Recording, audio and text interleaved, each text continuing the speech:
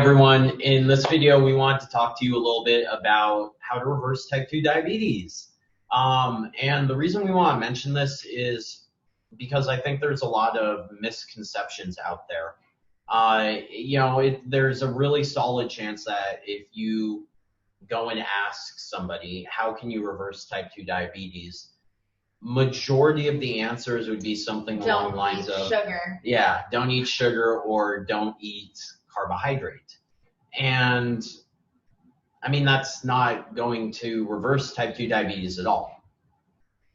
Because sugar and... I think of that more as like putting a Band-Aid on the problem. Right? Yes, exactly, a Band-Aid. That's what it is. Why? Because sugar and glucose aren't the actual problem. And let me give you an analogy. Celiac disease, right? We're all familiar with celiac disease. You eat gluten and you have an autoimmune attack against your intestinal cells that causes harm. And so if you stop eating gluten, then your symptoms resolve, and you no longer show signs of intestinal damage from your celiac disease. But does that mean that you no longer have celiac disease? No, because if you eat gluten again, everything's going to come back because that's just the mechanism that makes the symptoms appear. The actual disease is the autoimmune attack against your intestinal cells. So now let's take that to diabetes. You have diabetes. You eat glucose and your symptoms appear. You eat glucose and quote unquote you have intestinal damage, just like celiac disease. So you stop eating glucose and all your symptoms return normal, right? You go on a keto diet, your blood glucose is in the normal range, etc. But that's not the issue. That's just like avoiding gluten. You still have diabetes because if you eat carbs again, boom, everything comes back. But what's the problem with that then? Why can't you just do that? Well, because celiac just avoid gluten, right? Yeah, it is. And in that condition, no harm is happening, right? If you're not stimulating your immune cells to attack your intestinal cells, there isn't any kind of ripple effect of harm. In diabetes, the fundamental issue is insulin resistance, like severe insulin resistance. And this is due usually to fat accumulation in the pancreas and the liver. It's something called the twin cycle hypothesis. That has a lot of fallout effects, right? We need insulin signaling to be healthy. Like, not having insulin signaling is not healthy because insulin signaling is required for numerous things like nitric oxide synthesis, the synthesis of glutathione and other endogenous antioxidants. Too much insulin is problematic, 100%. But too little is just as problematic. People really don't get that balance aspect of everything in life. Like it's either one extreme or the other, right? And I think that's the major problem with the dieting world. Yep. And so let's say you have type 2 diabetes and you go on a keto diet. You still have a fatty liver and you still have a fatty pancreas. And that's going to harm you over the long run. Like, even if your blood glucose is normal right now, why perpetuate damage to those organs by letting fat accumulate inappropriately in them? Well, I think that there's a gross misunderstanding on carbohydrates and what they do in the body. Like, they're not essential, but neither is a lot of things, right? That improves health. Right. Well, I mean, if we're going based on essential for survivability, then why is anyone eating dietary fat? Because all you need is about 3 grams of polyunsaturated fatty acids. The others aren't essential, and you only need to consume 9 of the 20 amino acids. So why not just, pop some essential amino acid pills, take a teaspoon of like flaxseed oil or something, and then call it a day, because nothing else is essential, right? It's just a stupid criteria to determine the usefulness of nutrients in the diet. Yeah, optimal health is more my goal, my personal goal. Yeah, exactly. And so when it comes to reversing type 2 diabetes, you need to get rid of the insulin resistance. And that insulin resistance is caused fundamentally by surpassing your personal fat threshold. When you can no longer store fat in your subcutaneous stores beneath your skin, your body needs to start storing it somewhere else so it doesn't do damage. And it picks the liver and the pancreas and skeletal muscle as its depots. It's not supposed to go there, and it causes problems. And that's what causes type 2 diabetes. So the solution, super simple. Okay, get this, fat loss.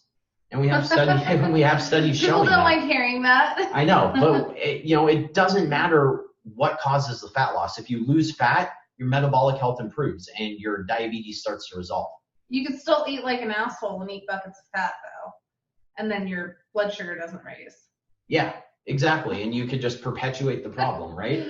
Yeah, but I think it's more psychological with people. Yeah. At that point, like I think they just want to be able to eat and feel satiated and never feel hunger, and they can do that by eating a bunch of fat. Yeah. So. But that's not solving the issue. Exactly. And I mean, there's a lot of. You're just making mental gymnastics around fixing the problem. Yeah. And you might as well keep eating carbs. Yeah. And there's a lot of facets to fat loss. There's a lot of ways to go about it. And it's important to find like ways that work for you.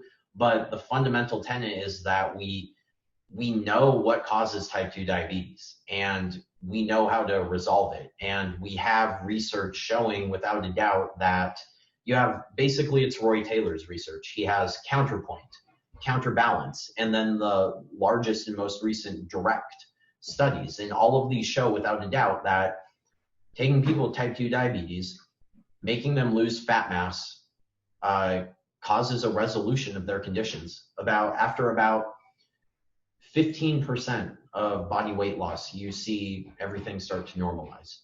And they do this with very low calorie, 800 calorie diets. It only takes 2 months of dieting and then stuff is pretty much normal at that point. It's substantial. The exception is some people have too much pancreatic damage. So they never get normal insulin function back and they continue to have diabetes despite the weight loss. Pancreas can heal though. We have data showing it can regenerate by maintaining a healthy body composition.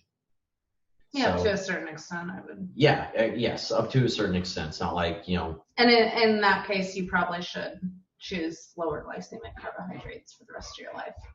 Well, yeah, but that's still carbs, right?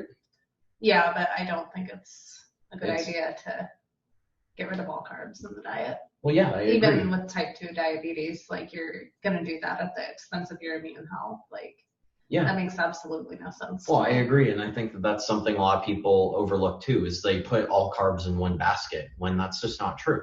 Certain carbs are going to have different effects on the body through having different food matrices and fiber contents, things of that nature. And that's going to affect. I mean, I don't have diabetes and I still cannot eat certain carbohydrates because it makes me feel like shit.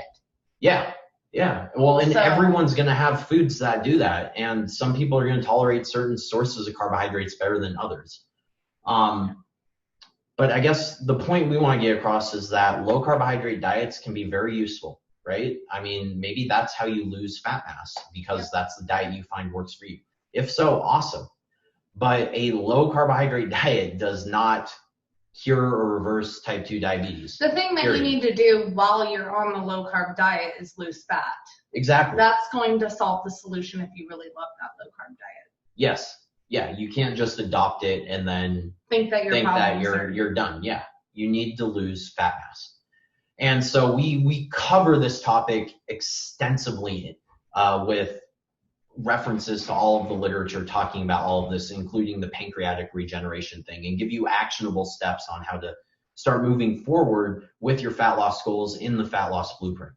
And you can access this by going to alexdeleaf.com/fat loss blueprint and signing up. It's an 18-lesson program. It's phenomenal. If you have type 2 diabetes, this is what you need to finally get over your condition.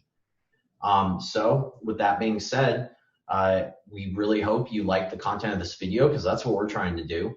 And if you know someone with type 2 diabetes or who is dogmatically adhering to the low carb solved all my problems, even though my body weight never changed crowd, then share this video with them and pass along some good information. Thanks. Bye.